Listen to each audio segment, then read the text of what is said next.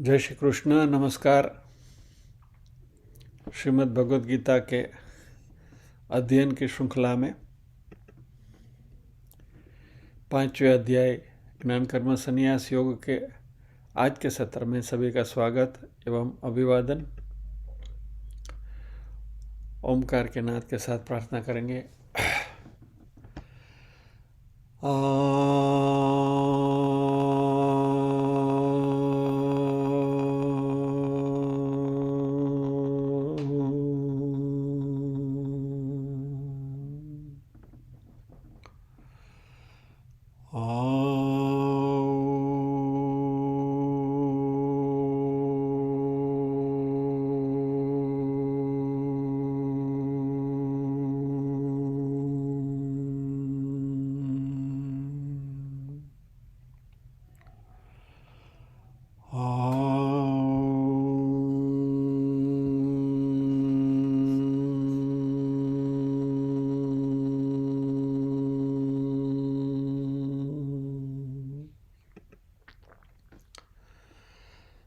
वक्रतुण्डमहाकाय सूर्यकोटिसमप्रभ निर्विघ्नं कुरु मे देव सर्वकार्येषु सर्वदा।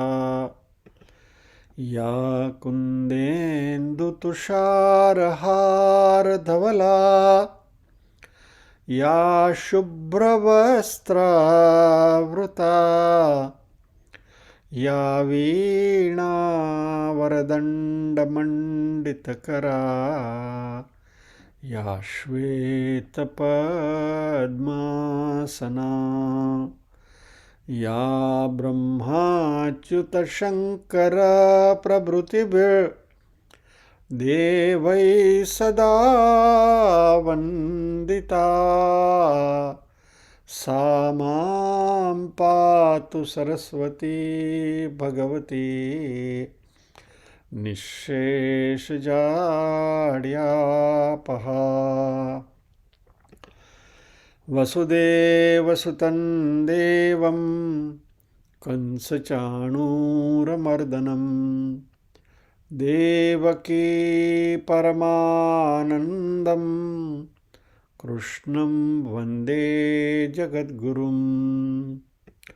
ॐ सहना भवतु सहनौ भुनक्तु सह वीर्यं करवावहै तेजस्विनावधितमस्तु मा विद्विषावहै। ॐ शान्ति शान्ति शान्तिः। यत्र योगेश्वर कृष्णो यत्र पार्थो धनुर्धरः तत्र श्रीर्विजयो भूतिर्ध्रुवा नीतिर्मतिर्मम।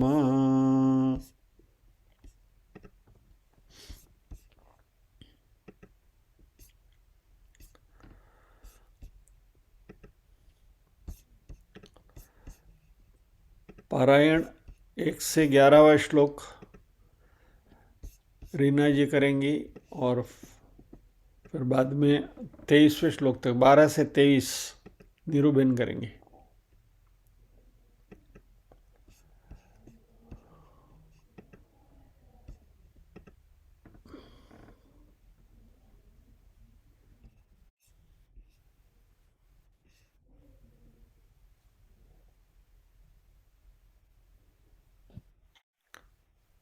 Yes Reena ji, you can start. जय श्री कृष्ण। जय अथ श्री कृष्ण। प्रथमोऽध्यायः। अर्जुन उवाच सन्न्यासं कर्मणां कृष्ण पुनर्योगं च शंससि यच्छेय एतयोरेकं तन्मे ब्रूहि सुनिश्चितम्। श्रीभगवानुवाच सन्न्यासः कर्मयोगश्च निःश्रेयसकरावुभौ तयोस्तु कर्मसन्न्यासात् कर्मयोगो विशिष्यते। ज्ञेयः स नित्यसन्न्यासी यो न द्वेष्टि न काङ्क्षति निर्द्वन्द्वो हि महाबाहो सुखं बन्धात् प्रमुच्यते सांख्ययोगो पृथक् बालाः प्रवदन्ति न पण्डिताः एकमप्यास्थितः सम्यक् गुह्यो विन्दते फलम् यत् सांख्ये प्राप्यते स्थानं तद्योगैरपि गम्यते एकं सांख्यं च योगं च यः पश्यति स पश्यति संन्यासस्तु महाबाहो दुःखमाप्तुमयो गतः योगयुक्तो मुनिर्ब्रह्मा न चिरेणाधिगच्छति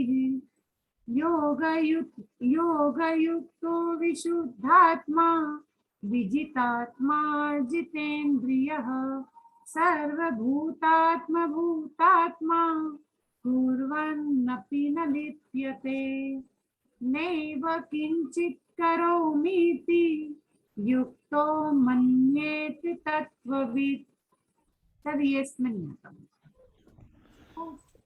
पश्यन् शृण्वन् स्पृशन् जिघ्रन् नश्नन् गच्छन् स्वपन् श्वसन् प्रलपन् विसृजन् गृह्णन् उन्मिषन् निमिषन्नपि इन्द्रियाणीन्द्रियार्थेषु वर्तन्त इति धारयन् ब्रह्माणया धाय कर्माणि सङ्गं त्यक्त्वा करोति यः लिप्यते न स पापेन पद्मपत्रमिवाम्भसा कायेन मनसा बुद्ध्वा केवलैरिन्द्रियैरपि योगिनः कर्म कुर्वन्ति सङ्गं त्यक्त्वात्मशुद्धये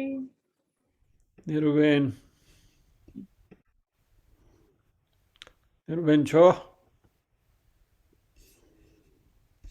નિરુબેન દેખાતા નથી. ના મ્યુટ. હા, અમને મ્યુટ નથી, તમારો કેમેરો નથી દેખાતો એટલે યુક્ત યુક્તઃ કર્મફલં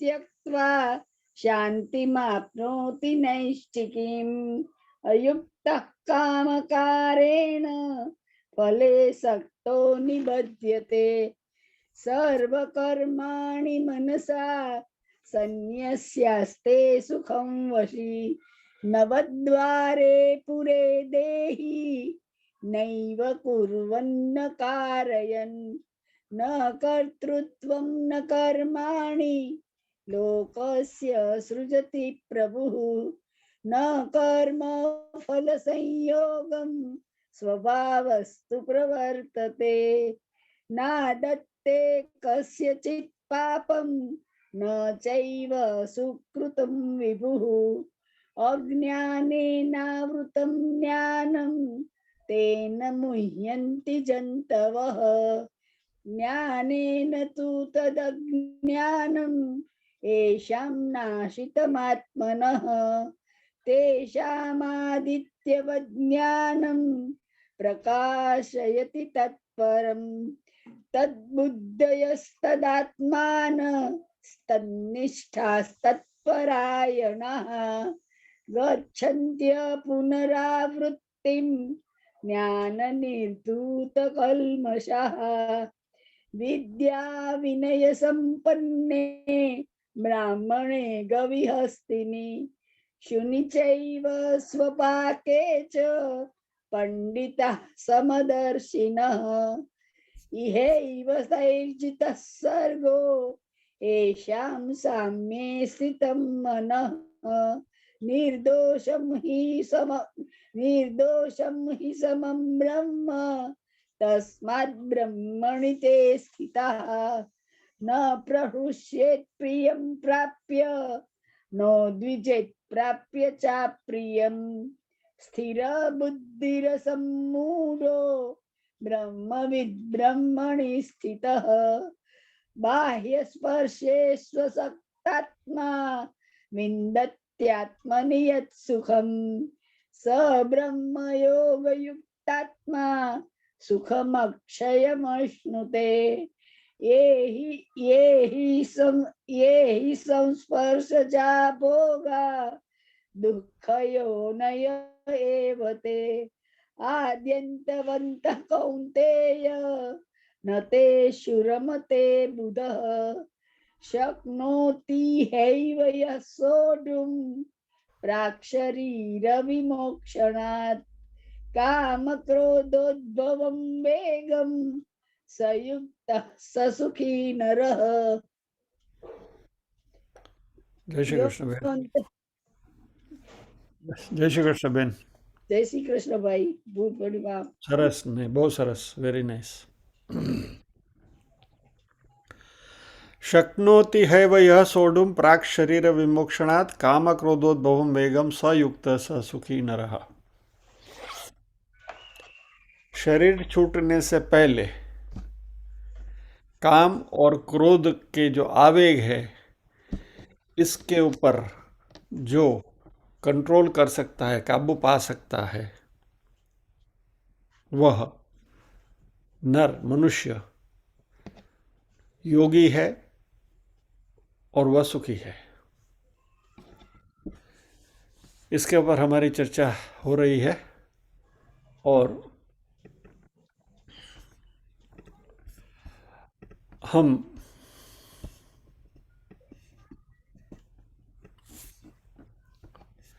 बात करते करते विज्ञान भैरव में आ गए थे।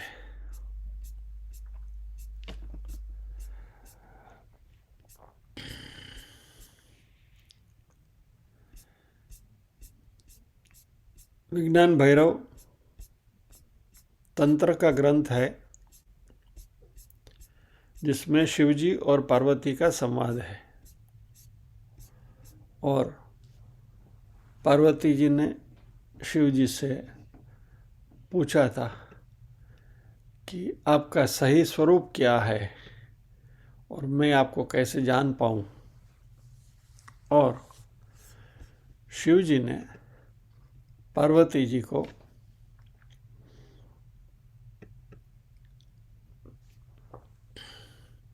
अपने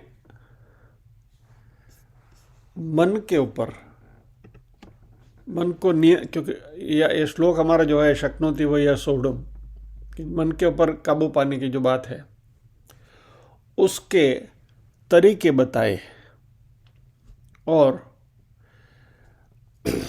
शिव जी एक एक तरीका बताते गए और पार्वती कहती गई कि नहीं अभी भी समझ में नहीं आया, और थोड़ा एलिब्रेट करिए और थोड़ा एलिब्रेट करिए। ऐसा करते करते करते करते शिवजी ने 112 सूत्र पार्वती जी को बताए और ये होने के बाद पार्वती जी पूरी प्रसन्न हो गई। उनका जो मन में जो दुविधा थी सब निकल गई और शिवजी के सही स्वरूप को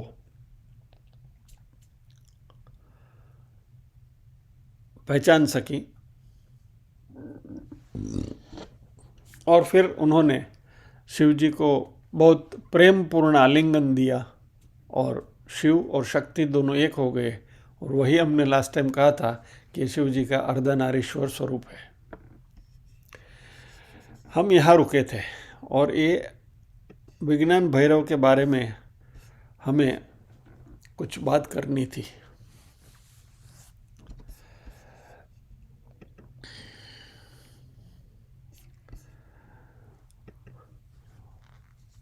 હવે આ ભેંસના શિંગડામાં માથું તો નાખી દીધું પણ વાંધો નહીં, ચાલો।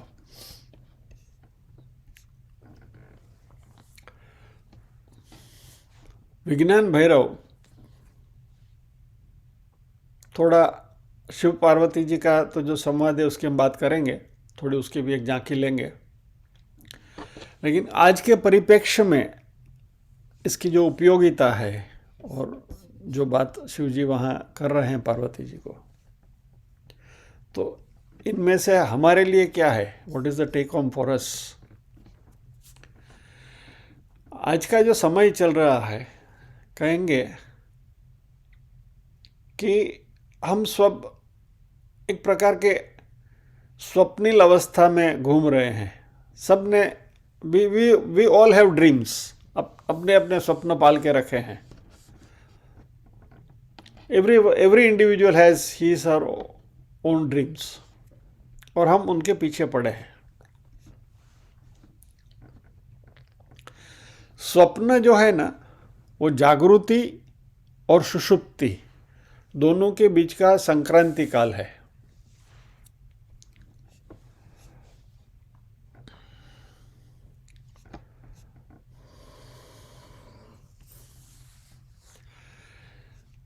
See, if you analyze the human mind in today's context, तो सभी का मन व्यथित है, खलबली है।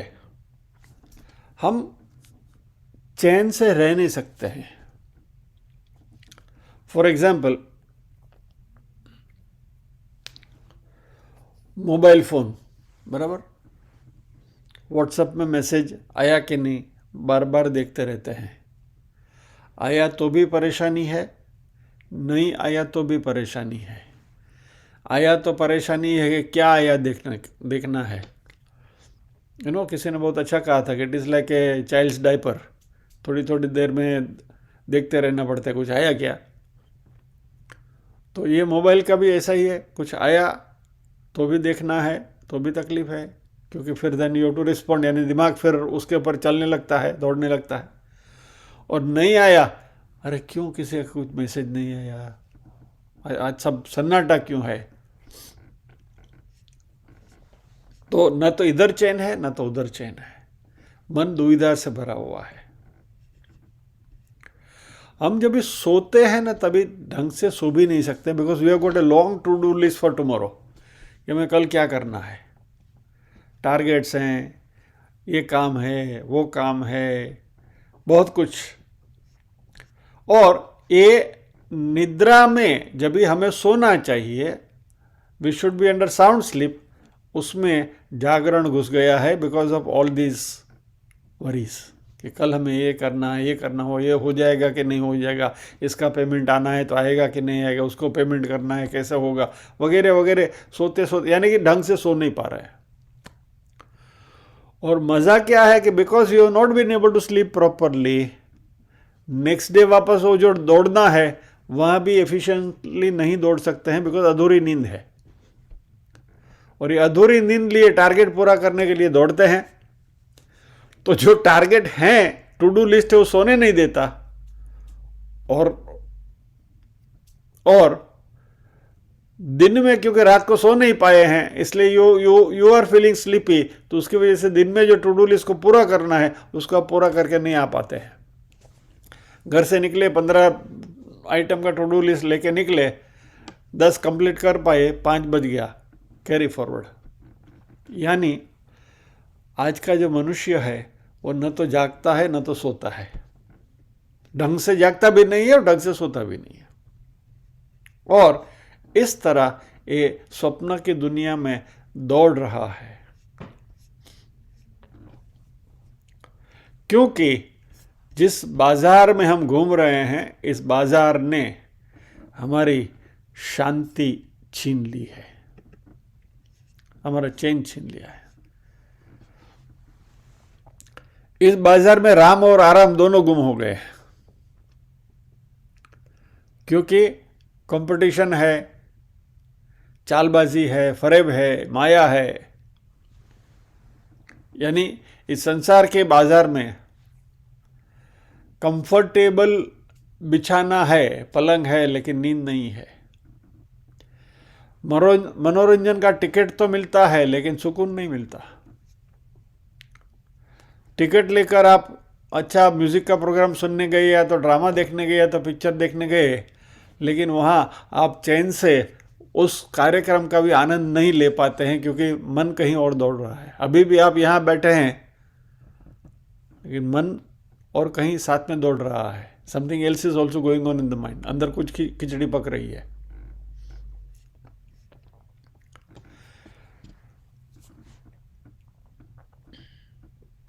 यानी नींद, सुकून, तृप्ति।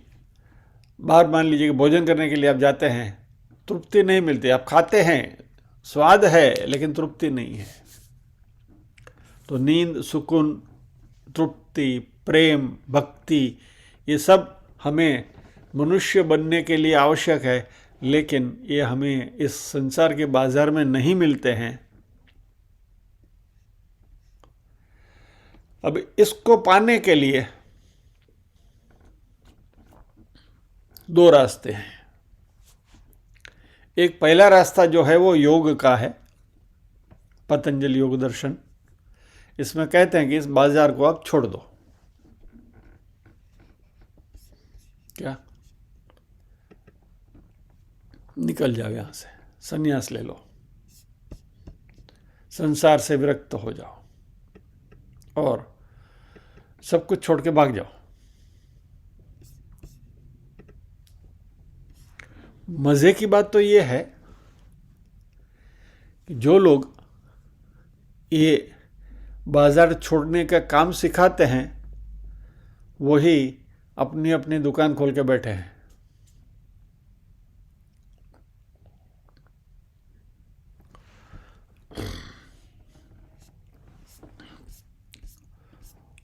और हम इनमें उलझे हुए हैं।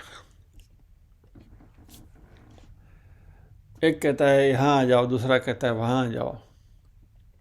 एनीवे, दूसरा रास्ता जो है वो बाजार से होकर गुजरता है, और यह रास्ता भैरव तंत्र का रास्ता है, जो शिवजी पार्वती जी को बता रहे हैं कि जहां है वहीं रहते हुए आप, यानी हम संसारी, इसको फॉलो कर सकते हैं। थोड़ा इसको वैज्ञानिक एंगल से देखें। विज्ञान कहता है कि हमारा जो अस्तित्व है वह बाइपोलर है। There are two ends. जैसे मैटर है तो एंटी मैटर भी है, ब्लैक होल है तो व्हाइट होल भी है। फिर ऐसे द्वंद्व आप लेते चलो, प्रकाश है तो अंधकार है, धर्म है तो अधर्म है, पाप है तो पुण्य है, वगैरह वगैरह वगैरह।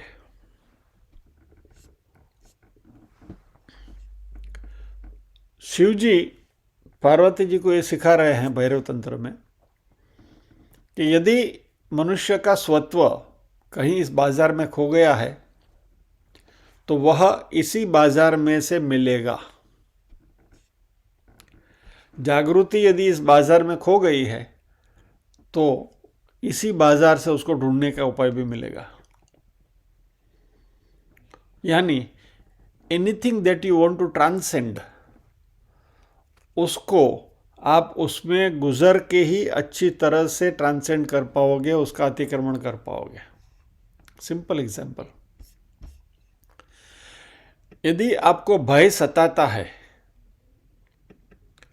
तो भय से भागकर आप भय का अतिक्रमण नहीं कर सकते। You can not overcome fear bye running away from fear. क्या? अंग्रेजी में बहुत अच्छा, बहुत सुंदर फ्रेज है इसके लिए, holding the bull by the horn. बराबर? किसी भी चीज आपको यदि परेशान करती है तो उससे यदि आप भागने की कोशिश करेंगे तो आप उसके ऊपर नियंत्रण नहीं कर पाएंगे, लेकिन उसके मार्ग से गुजरते हुए आप इसके ऊपर कंट्रोल कर पाओगे। इसको आप यदि जान लेंगे तो वो फिर आपको भरमा नहीं पाएंगे, वो अट्रैक्शंस। आपको मैंने मेरा अपना स्वानुभव बताया था, जब एक ज़माने में when I used to have drinks and all that, और फिर एक रात को बियर पी के फिर दूसरे दिन तिरुपति बालाजी के दर्शन करने गया था, और वहाँ एकदम मन में जो बात आई कि भाई छोड़ दिया, वहाँ छोड़कर आ गए, अभी उसी दिन that was the final day, फिर कभी उस रास्ते की ओर देखा ही नहीं। यानी कहने का तात्पर्य क्या है कि जब भी आप उस अनुभूति से गुजरते हैं तो you have to look at it from that perspective. विषयान विषवत त्यज, ऐसा हमारे शास्त्रों ने कहा है कि विषयों को विष समझकर उसका त्याग करो, लेकिन समझदारी के साथ उनको छोड़ना है। जबरदस्ती करेंगे तो बात नहीं बनेगी। यदि इनको हम जान लेंगे तो भरमा नहीं पाएंगे। उस दिन जो मेरी हालत थी कि भाई दूसरे दिन इतना हैंगओवर था मेरा कि लिटरली सर फट रहा था। मैं चेन्नई से तिरुपति जा रहा था बाय बस, वो जर्नी कैसी गई वो तो मैं ही जानता हूँ। लिटरली ऐसा लगता था कि सर अभी फट जाएगा। लेकिन तभी जो जागृति आई, जो जागृति हुई, तो बालाजी के सामने खड़ा रहकर बोल दिया कि प्रभु बस ये जागृति आ गई, अभी आज से बंद हो गया। लेकिन ये आकर्षण जब तक उनको हम नहीं जानते तब तक हमें भरमाते रहते हैं और इसमें ही हम उलझते रहते हैं। जिस दिन जाग गए उस दिन वो बात बन जाती है।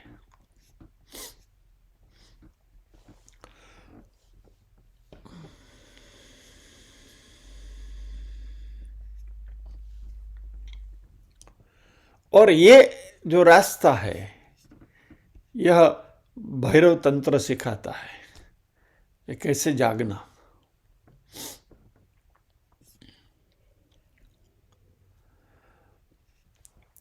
पतंजलि का योग दर्शन जो है वो इससे विमुख होकर जाने की बात करता है योग में।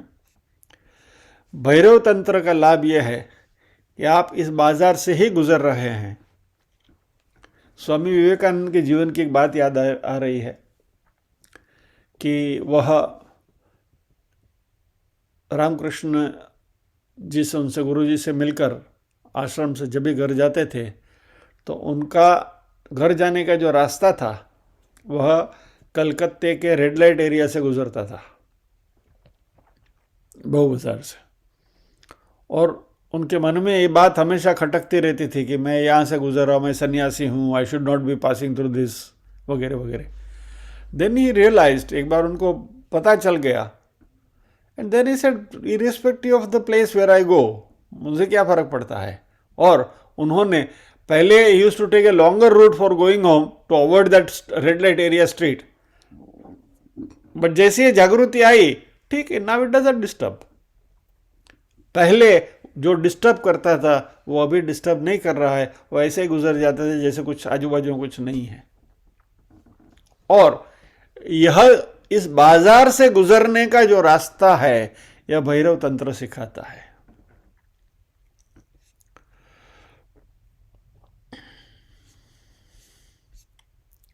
तो यहां पार्वती जी शिव जी से पूछते कि आपका सत्य क्या है।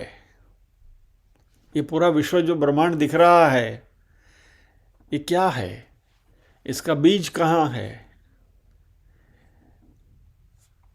इतने सारे रूपों से आप दिखाई दे रहे हैं, तो इसमें मुझे कैसे पता चले कि आपका सही स्वरूप क्या है, और मेरा संशय निर्मूलन करिए। इसके लिए जैसे आपसे कहा कि शिव जी ने विधियां बताई हैं, एक उसका खाली आचमन करते हैं,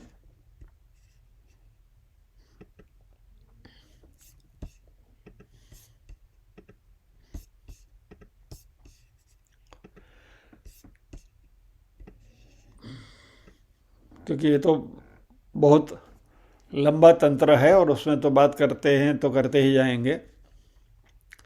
तो जब भी पार्वती जी ने 7 सवाल पूछे थे भगवान से और उसके उत्तर में शिव जी ने ये तंत्र बताना शुरू किया। उसका पहला श्लोक है श्री भैरव उवाच ऊर्ध्वे प्राणो यधो जीवो विसर्गात्मा परोच्चरेत उत्पत्ति द्वितीय स्थाने भरणात् भरिता स्थिति ही। अभी इसकी बहुत लंबी चौड़ी कमेंट्री है, आपको उसका खाली ट्रांसलेशन बता देता हूँ।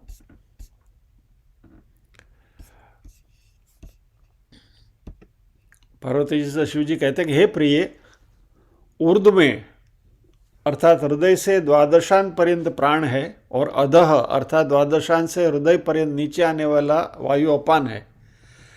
परा का ही यह स्पंदन अंत और बाह्य उन्मेष करने वाली दो प्रकार की बाह्य एवं अभ्यंतर उत्पत्तियों के स्थान हृदय तथा द्वादशांत को भरने के कारण भरितावस्था है जो भैरव की अभिव्यक्ति करती है। बोलो आमां शुं समझाणुं?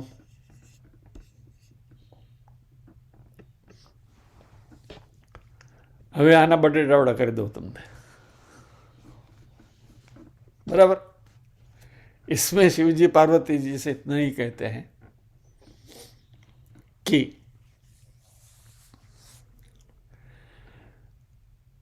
हृदय से द्वादशांत पर्यंत प्राण है। जब ये पूरी अपनी जो श्वासोच्छ्वास की जो प्रक्रिया है उसकी बात हो रही है, तो हृदय से जब ये श्वास बाहर निकलता है, नासिका से जब ये बाहर निकला तो द्वादशांत पर्यंत यानी कि 12 उंगली, 5 5 10 और 2 12, इतना डिस्टेंस तक वो जो जाता है वो प्राण है, और वहां से जो वापस आता है वो अपान है।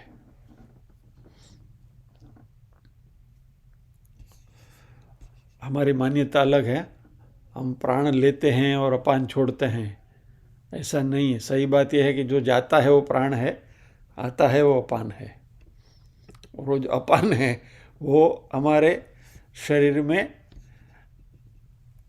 आगे जो हम खान पान करते हैं उसको नीचे पहुंचाने की जो विधि है उसमें, let us not get into that, नहीं तो वापस वो पंचवायु में चले जाएंगे हम।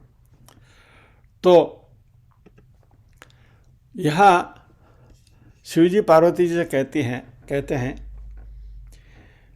और ये प्राण है। इसका एक और आपको मैं कोलोक्युअल जो अर्थ है बता दूं, जब आदमी की मृत्यु होती है तो हम क्या कहते हैं? प्राण चले गए।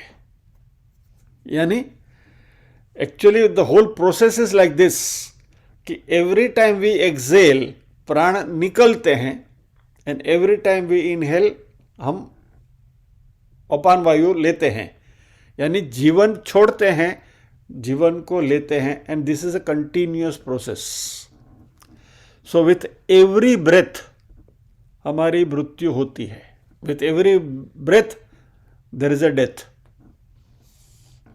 मात्र पूरी संरचना ऐसी की गई है कि the time lapsed between the two is so short कि हमें पता नहीं चलता।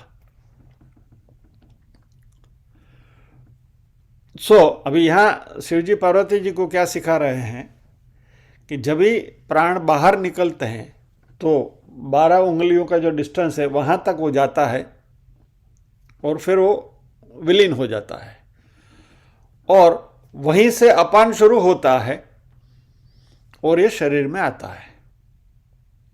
दैट प्रोसेस अंदर भी घटती है। अपान गया, वो भी हृदय स्थान तक गया, वहां से लौटकर वापस पान होता है। अभी जो गाड़ी चलाते हैं, those who are driving they know कि जब भी आप यू टर्न लेते हैं, या तो फिजिक्स के जो विद्यार्थी हैं, तो when we are taking a U turn, तो when executing that U turn there is a point कि जहां स्पीड आपकी 0 हो जाएगी, बराबर। रिवर्स जब भी करते हैं, यू टर्न लेते हैं, तो at that point the speed is 0।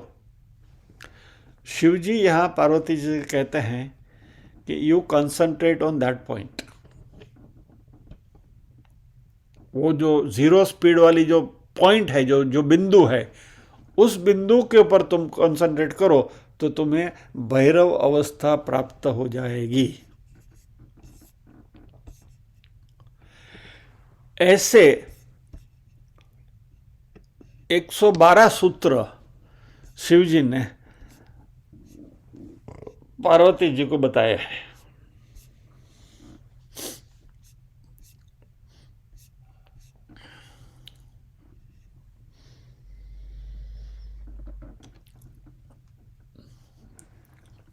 Now ये एक बात हुई श्वासोच्छ्वास की बात हुई, वैसे हमारे शरीर में जो इंद्रियां हैं, वो इंद्रियां की जो तन्मात्राएं हैं, शब्द स्पर्श रूप रस और गंध, उनकी जो तन्मात्राएं हैं उनके ऊपर कंसंट्रेट करने की इसमें बात है। यानी आपको इनको छोड़कर भाग कहीं जाना नहीं है, क्योंकि ये आपके साथ ही आने वाले हैं, क्योंकि ये हमारी इंद्रियां हमारे साथ है, कहाँ जाएंगे आप। इससे भागने का कोई उपाय नहीं है। हमारे ये अटूट हिस्से हैं, they are part and parcel of our body. We have to learn to be stable in them, उसमें हमें स्थित होना है, इसमें विसर्जित होना है।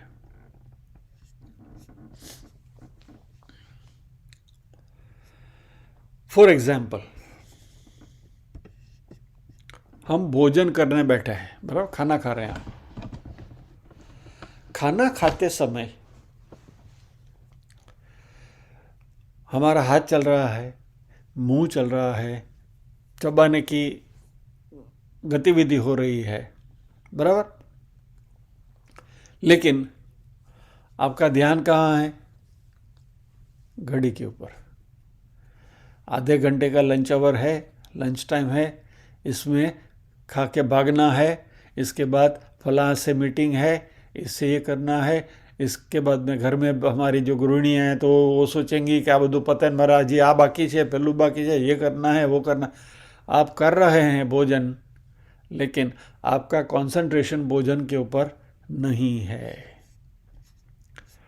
दिमाग में विचार, या तो हाथ में मोबाइल है,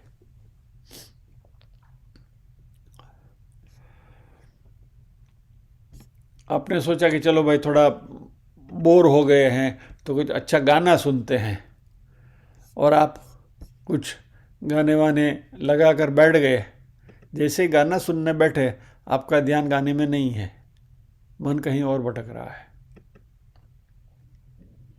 बराबर।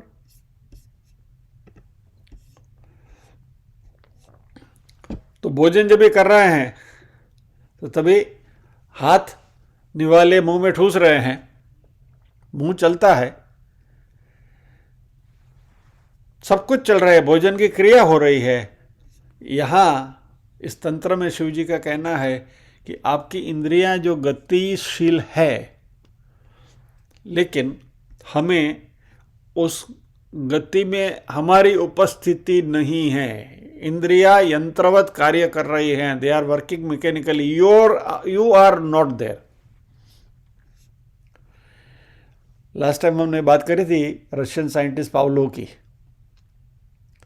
पावलोव ने एक एक्सपेरिमेंट किया था कि वो कुत्तों को रोटी देते थे, जानवरों को, और जब भी रोटी देते थे, ब्रेड देते थे रादर, तो देने के समय पर घंटी बजाते थे।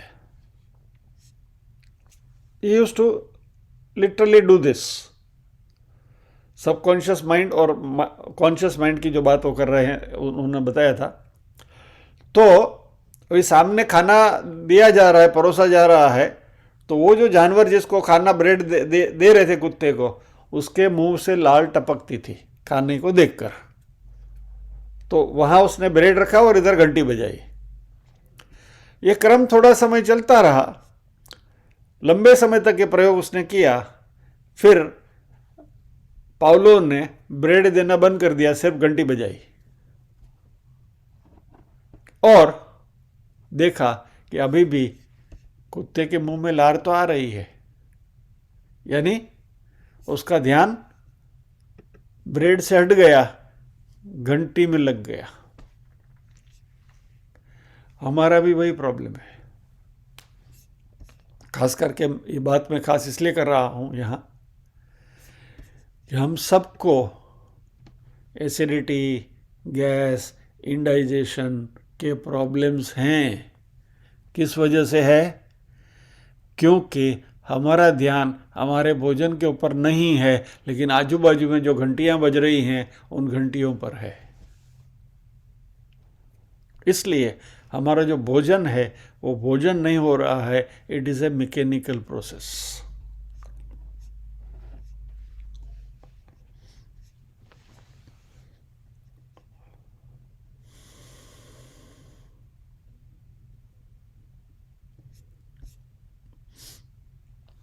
यानी हमारा जो स्व है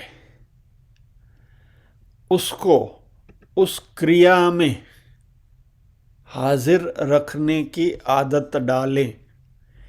इसलिए हमारी जो पुरानी जो परंपरा है इसमें कहते हैं कि भोजन के समय पर बातचीत नहीं करनी चाहिए, you should remain absolutely quite, कोई कॉन्सेंट्रेट ऑन योर फूड। यदि ये हम करेंगे तो ये भोजन हमारा सुपाच्य होगा, नहीं तो चयापचय की क्रिया जो है उसमें गड़बड़ी पैदा होगी। आज के हमारे सारे जो प्रॉब्लम्स है वो इस वजह से है। All our psychosomatic diseases are because of this, because we are not participating in that act. सब कुछ मैकेनिकल हो गया है। तो हमारी जो 5 इंद्रियां हैं, शब्द स्पर्श रूप रस गंध, जो भी हम कर रहे हैं वह मैकेनिकली न करते हुए उनका पूरा पूरा उपयोग करें। और उसमें यदि इफ यू आर प्रेजेंट,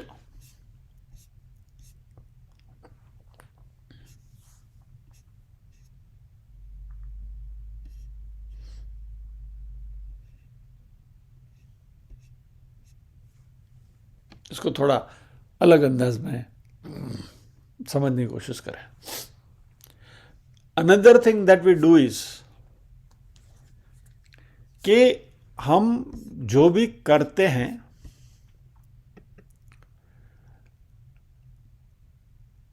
ये साइकोलॉजी की बात कर रहे हैं, मानसिकता की बात कर रहे हैं।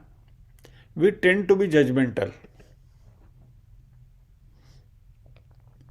मान लीजिए कि आप किसी रेस्टोरेंट में भोजन करने गए और वहाँ आपने पाव भाजी मंगवाई, बराबर, आप पाव भाजी खा रहे हैं,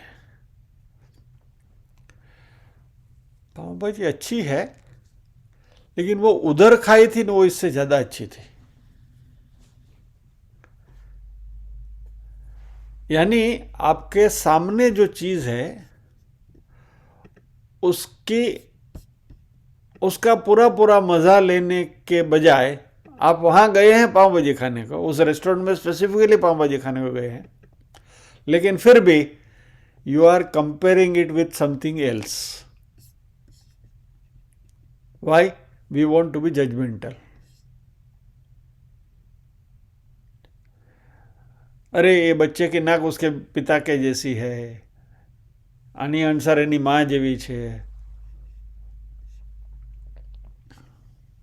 वगैरह वगैरह।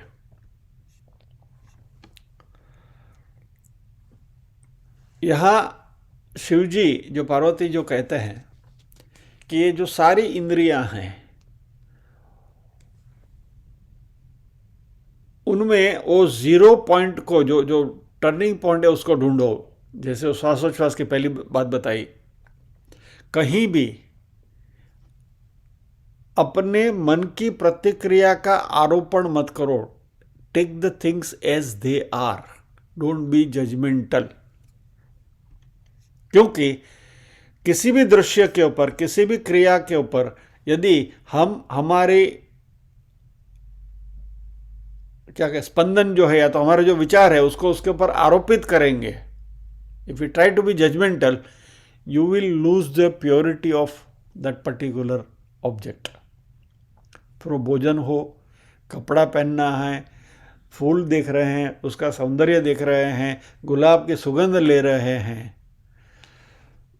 सभी चीज़ें उनको उनके रियल परिप्रेक्ष्य में यदि देखें तो वहाँ जो दर्शक है वह उपस्थित रहेगा। नहीं तो क्या होगा,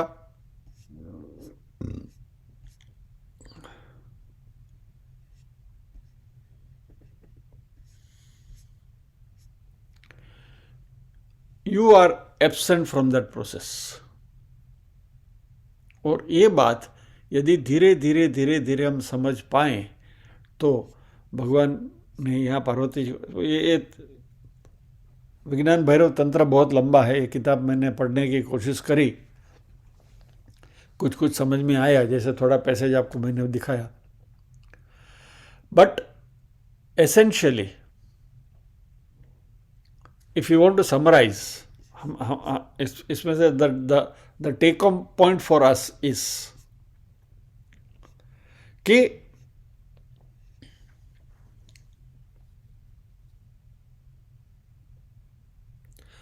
बुद्धि हमारी जो है ना वो संकल्प विकल्पात्मक है. It gives us options, various options. वो चित्त के डेटाबेस के रेफर करके बहुत सारे सॉल्यूशंस चित्त थ्रोज, और बुद्धि इसके ऊपर ये करूं वो करूं वो करूं वो करूं. नाउ हम कुछ भी सोचेंगे, यह हमारे अनुभव से ही आती है वो बात. इस बात के ऊपर थोड़ा गौर करिए. सी, ये सारा डिस्कशन जो हमारा हो रहा है वह शक्नोतीव यह सोढुम प्राक शरीर विमोक्षणात् काम क्रोधोद्भवम वेगम, काम और क्रोध के वेग को जो काबू कर पाता है, इसकी बात चल रही है. So let us come back to our point. काम और क्रोध यानी राग और द्वेष, बराबर, उसके जो वेग है, उसका जो मोमेंटम है, उस मोमेंटम को जो रोक सके, यानी कि मोमेंटम को रोकना यानी जीरो वेलोसिटी की सिचुएशन पे पहुंचना. काम का वेग है, राग का वेग है, क्रोध का वेग है यानी द्वेष का वेग है. काम यानी कामना यानी कि राग, क्रोध यानी द्वेष. तो राग और द्वेष के जो फोर्सेस है जिसके ऊपर जो कंट्रोल कर सके, यानी कि we have to reach that state of zero. अभी राग द्वेष आते कहां से हैं?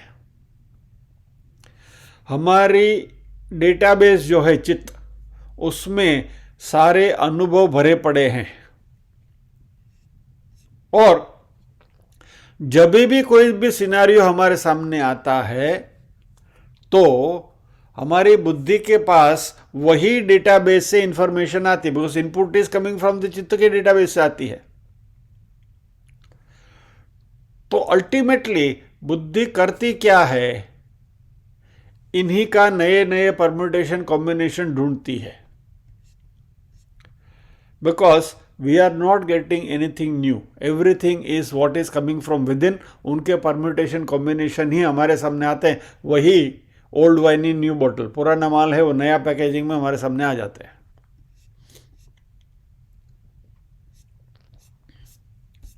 इसलिए ये पूरा जो योग है इसमें शून्य में प्रवेश करने की बात है.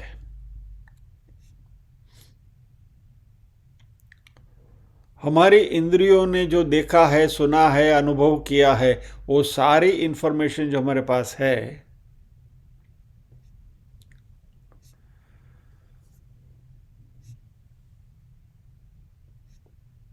बेसिकली इस जन्म के, अगले जन्म के, कई जन्मों का जो संचित जो डेटाबेस जो हमारे चित्त में है, वही हमको परम्यूटेशन कॉम्बिनेशन करके उसका आंसर्स देती हैं.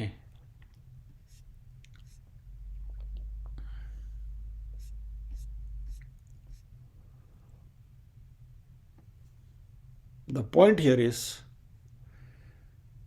कि हमारे जो विषय हैं, जो ज्ञानेंद्रिय हैं, वो हमारी हैं, हमारे साथी हैं. वह जब भी जजमेंटल बनती हैं तब हमें राग और द्वेष हमारे में उत्पन्न होते हैं, बराबर है.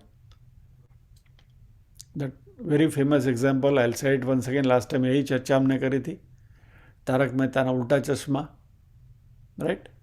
Jethalal, Dayaben, Sundarlal, I will not repeat the example again, but you know the sequence.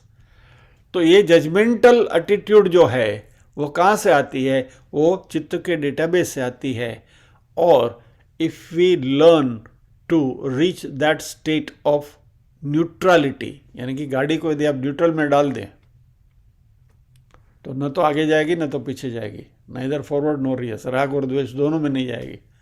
और ये राग द्वेष के जो मोमेंटम है, काम क्रोध के जो मोमेंटम है, इसके ऊपर यदि काबू पाना है तो यही रास्ता है, गाड़ी को न्यूट्रल में डालना सीखो, यानी शून्य में पहुंचना है।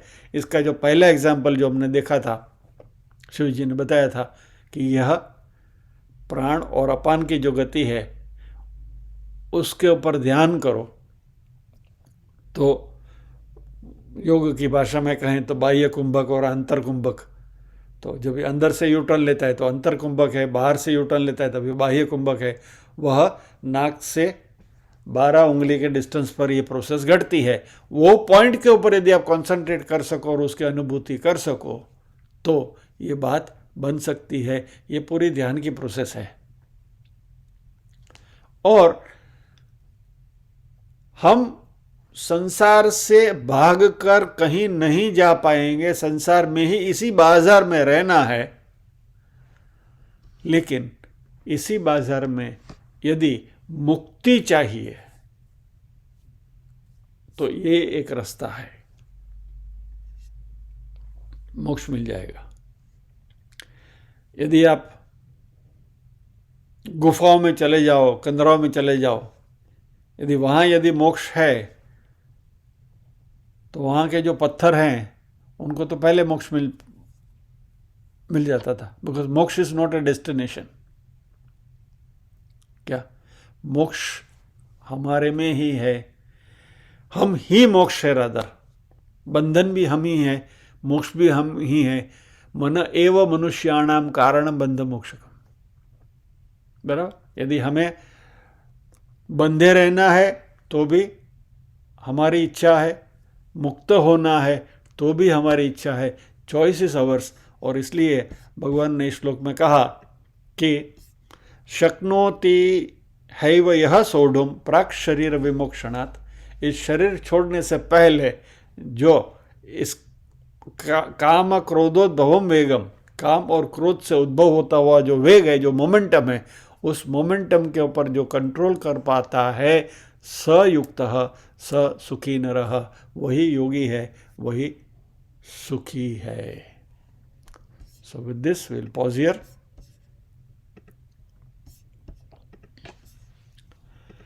प्रार्थना करें। ओम असतो मा सद्गमय तमसो मा ज्योतिर्गमय मृत्योर्मा अमृतंगमय। सर्वेषां स्वस्तिर्भवतु, सर्वेषां शान्तिर्भवतु, सर्वेषां मंगलं भवतु, सर्वेषां पूर्णं भवतु। लोका समस्ताः सुखिनो भवन्तु, लोका समस्ताः सुखिनो भवन्तु। नाहं कर्ता हरिः कर्ता, हरिः कर्ता हि केवलम्। ओम शांति शांति शांति। सभी के हृदय कल में विराजमान परम कृपालु परमात्मा को वंदन करते हुए आज के सत्र को विराम देते हैं। अगले शुक्रवार फिर मिलेंगे अगले श्लोक के साथ। जय श्री कृष्ण।